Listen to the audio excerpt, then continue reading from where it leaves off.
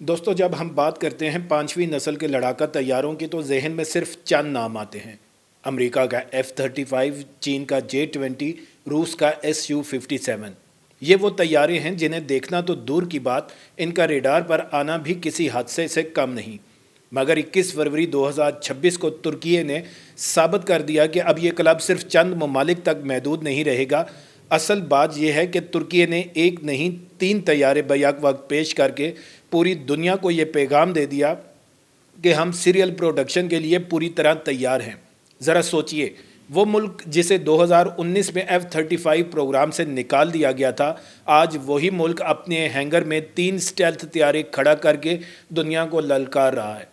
मैं हूं बशारत हुसैन काज़मी और आप देख रहे हैं काज़मी 360। जब अमेरिका ने तुर्की को S-400 खरीदने की पादाश में F-35 प्रोग्राम से निकाला तो लगता था कि तुर्क फ़ज़ाइया बुरी तरह कमज़ोर हो जाएगी, लेकिन तुर्की ने इस धचके को मौके में बदला। उन्होंने कहा कि अगर आप हमें तैयारा नहीं देंगे तो हम खुद अपना बना लेंगे, और आज वो उसी मुकाम पर खड़े हैं। आइए पहले इन तीनों प्रोटोटाइप को समझते हैं। P0 वो प्रोटोटाइप है जिसने 21 फरवरी 2024 को पहली परवाज़ की थी। ये बुनियादी तौर पर एक टेक्नोलॉजी डिमॉन्स्ट्रेटर था जिसने ये साबित किया कि कान उड़ सकता है। इसकी सिर्फ 13 मिनट की परवाज़ थी, मगर इसने तारीख बदल दी। फिर आता है P1 और यही असल गेम चेंजर है। ये वो प्रोटोटाइप है जो असल प्रोडक्शन स्टैंडर्ड के करीब तरीन है। इसकी नोज़ का हिस्सा बदला गया है ताकि ज़्यादा जदीद एइसा रेडार लगाया जा सके। इसके इंजनों के दरमियान फासला बढ़ाया गया ताकि अंदरूनी हथियारों की जगह को वसी किया जा सके। और फिर है P2 जो मज़ीद बेहतरियों के साथ 2026 के आखिर या 2027 के शुरू में पहली परवाज़ करेगा। इन तीनों को एक साथ पेश करने का मतलब है कि तुर्की अब तजुर्बाती मरहले से निकल कर हकीकी प्रोडक्शन की तरफ बढ़ रहा है। आमतौर पर ममालिक एक प्रोटोटाइप बनाकर इसे बरसों टेस्ट करते हैं, लेकिन तुर्की ने मतवाज़ी तरक्की की हिकमत अमली अपनाई, यानी तीनों तैयारों पर बैक वक्त काम हो रहा है, जिससे डाटा इकट्ठा करने और खामियों को दूर करने का अमल तेज़ हो जाता है। अब बात करते हैं इस तैयारे के दिल की, यानी इसके इंजन की। फ़िलहाल कान में अमरीकी GE F-110 और GE 129 इंजन लगे हैं, वही जो F-16 में इस्तेमाल होते हैं। तुर्की ने इनमें से 10 इंजन प्रोटोटाइप के लिए मंगवा लिए हैं, मगर असल मंसूबा मकामी TF 35,000 इंजन का है जो TR मोटर और TEI बना रहे हैं। ये वो जादू है जो इस तैयारे को हकीकी मानों में तुर्की का तैयारा बना देंगे। TR मोटर के जनरल मैनेजर उस्मान सेइन का कहना है कि हम इंजन प्रोजेक्ट को कौमी बका का मसला समझते हैं। जब आपका इंजन गैर मुल्की होगा तो आपकी बरामदात पर भी पाबंदियाँ लगेंगी। तुर्की ये मसला 2032 तक हल करना चाहता है। इस तैयारे का रेडार भी मुकम्मल तौर पर मकामी है। इसमें एसलसान का बना हुआ मुराद एइसा रेडार लगा हुआ है जो कि F-16 के रेडार का मुकाबला कर सकता है। ये रेडार गैलियम नाइट्राइड टेक्नोलॉजी पर मबनी है जो कि पुराने रेडारों से कई ज़्यादा ताकतवर और हीट अब्जॉर्ब करने की ताकत रखता है। सबसे दिलचस्प बात यह है कि तुर्की ने इस रेडार को अकेंची ड्रोन पर कामयाबी से आजमाया है, जहां इसने ज़मीनी स्टेशन को हकीकी वक्त में डाटा भेजा। अब तसव्वुर कीजिए कि कान की आंखें 200 किलोमीटर दूर से दुश्मन के छोटे से छोटे तैयारे को भी ट्रैक कर सकती हैं, और वो भी स्टेल्थ मोड में। इस तैयारे की स्टेल्थ खसूसियात पर बात करते हैं।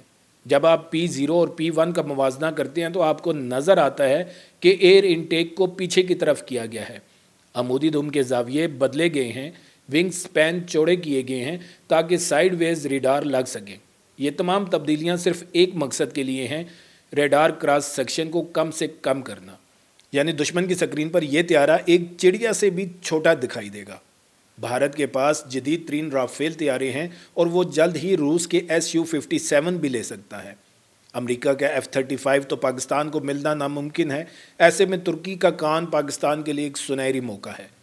पहली बात तो ये कि ये तैयारा स्टेल्थ है, और दूसरी बात पाकिस्तान और तुर्की के ताल्लुकात मसाली हैं। तीसरी और सबसे अहम बात, ये तैयारा किसी अमरीकी पाबंदी का शिकार नहीं होगा, ख़ास तौर पर जब इसमें मुकामी इंजन लग जाएगा। तो पाकिस्तान ने पहले भी तुर्की के साथ दिफाई शोबे में तावन किया है। मिलिट्री मशकें होती हैं, MFI-17 तैयारे बनाने का तजुर्बा है, और पाकिस्तान ने T-129 हेलीकॉप्टर भी ख़रीदे हैं। اب کان کی خریداری دونوں ممالک کے تعلقات کو نئی بلندیوں پر لے جا سکتی ہے۔ بات کرتے ہیں انڈونیشیا کے معاہدے کی۔ انڈونیشیا نے $10 ارب سے زائد مالیت کا معاہدہ کیا ہے، جس میں 48 کان طیارے شامل ہیں۔ یہ معاہدہ صرف خریداری نہیں بلکہ مشترکہ پیداوار اور ٹیکنالوجی شیئرنگ پر مبنی ہے۔ انڈونیشیا چاہتا ہے کہ یہ طیارے امریکی انجنوں کی بجائے مقامی TF-35,000 انجنوں سے لیس ہوں تاکہ ان پر کوئی پابندی نہ لگ سکے۔ لیکن یہاں صرف انڈونیشیا ہی نہیں، سعودی عرب بھی اس پروگرام میں بھاری سرمایہ کاری کرنے جا رہا ہے۔ صدر ایردوان نے خود اس بات کا اندیا دیا ہے کہ سعودی عرب کے ساتھ مشترکہ سرمایہ کاری پر بات چیت ہو رہی ہے۔ سعودی عرب کی دلچسپی صرف خریدنے میں نہیں بلکہ اس طیارے کی تیاری میں حصہ دار بننے میں ہے۔ اس کا مطلب ہے کہ کان اب صرف ترکی کا طیارہ نہیں رہے گا بلکہ یہ اسلامی دنیا کا مشترکہ طیارہ بننے جا رہا ہے۔ مصر بھی ترکی کے ساتھ دفاعی تعاون بڑھا رہا ہے۔ حال ہی میں دونوں ممالک کے درمیان فوجی فریم ورک معاہدہ ہوا ہے۔ مصر نے طولگا ایئر ڈیفنس سسٹم خریدنے کا معاہدہ کیا ہے اور گولہ بارود کی مشترکہ پیداوار پر بھی اتفاق ہوا ہے۔ اس کا مطلب ہے کہ مشرق وسطیٰ میں ترکی کی دفاعی صنعت کی پذیرائی بڑھ رہی ہے اور یہ سب کان کے لیے مثبت اشارے ہیں۔ ایک اور پہلو جو پاکستان کے لیے اہم ہے وہ ہے ترکی کا ازبکستان اور آذربائیجان کے ساتھ بڑھتا ہوا دفاعی تعاون۔ یہ تمام ممالک دوست اور مسلمان ہیں اور ان کا ایک پلیٹ فارم پر اکٹھا ہونا خطے کی طاقت کے توازن کو بدل سکتا ہے۔ جب آپ P0 اور P1 کا موازنہ کرتے ہیں تو آپ کو ایئر فریم میں نمایاں تبدیلیاں نظر آتی ہیں۔ P1 کی نوز کا حصہ P0 سے لمبا ہے۔ اس کا مطلب ہے کہ اس میں بڑا ریڈار لگ سکتا ہے۔ ایئر انٹیک کو پیچھے کیا گیا ہے تاکہ انجن تک ہوا کا بہاؤ بہتر ہو اور اسٹیلتھ خصوصیات بھی بہتر ہوں۔ مین لینڈنگ گیئر کی پوزیشن بھی تبدیل کی گئی ہے تاکہ اندرونی جگہ بہتر ہو۔ یہ طیارہ تقریباً 20 میٹر لمبا ہے۔ اس کی زیادہ سے زیادہ رفتار میک 1.8 ہے اور یہ 55,000 فٹ کی بلندی تک جا سکتا ہے۔ اس کا زیادہ سے زیادہ وزن 34,750 کلو گرام ہے اور یہ 9G تک کی قوت برداشت کر سکتا ہے۔ اس کے ڈھانچے میں 70% سے زائد حصہ کمپوزٹ میٹیریل اور ٹائٹینیم کا ہے جو اسے ہلکا اور مضبوط بناتا ہے۔ ہتھیاروں کی بات کریں تو اس کے اندرونی ہتھیاروں کے 2 بے ہیں جہاں گوگدوان اور بوزدوان میزائل چھپے رہتے ہیں۔ اس کے علاوہ بیرونی ہارڈ پوائنٹس پر SOM cruise missile, Akbaba anti radiation missile اور چاکر میزائل بھی لگ سکتے ہیں۔ یہ وہ اسلحہ ہے جو اسے کسی بھی ہدف کو تباہ کرنے کی صلاحیت دیتا ہے۔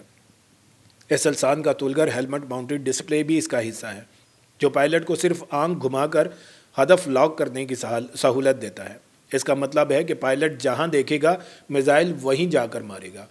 یہ تمام ترقی صرف اس لیے ممکن ہو سکی ہے کہ ترکی نے F-35 پروگرام سے نکلنے کے بعد اپنی تمام تر توانائیاں اس منصوبے پر لگا دیں۔ 2019 میں ترکی کو F-35 پروگرام سے نکالا گیا اور اس وقت ترکی کے پاس 100 سے زائد F-16 تھے جنہیں جدید بنانے کی ضرورت تھی۔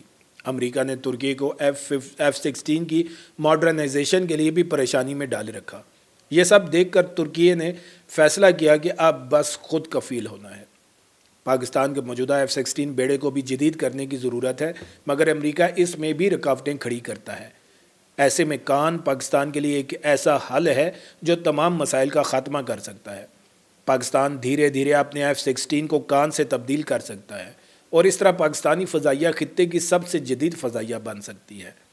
یاد رکھیے، جب بات دفاع کی ہو تو ہمیں جذبات سے ہٹ کر حقیقت پسندانہ فیصلے کرنے ہوتے ہیں۔ کان ابھی ابتدائی مراحل میں ہے، اسے مکمل طور پر تیار ہونے میں ابھی کئی سال لگیں گے، مگر جس تیزی سے ترکی کام کر رہا ہے یہ 2028 تک انڈکشن کے لیے تیار ہو سکتا ہے۔ ظاہر ہے اسی وقت ہی پھر پاکستان کو بھی سپلائی شروع ہو جائے گی۔ ترکی نے دکھا دیا کہ عزم و محنت سے کیا کچھ حاصل کیا جا سکتا ہے۔ پاکستان اور ترکی کے تعلقات صرف دفاع تک محدود نہیں بلکہ دونوں ممالک ثقافت، تجارت اور تعلیم میں بھی تعاون کر رہے ہیں۔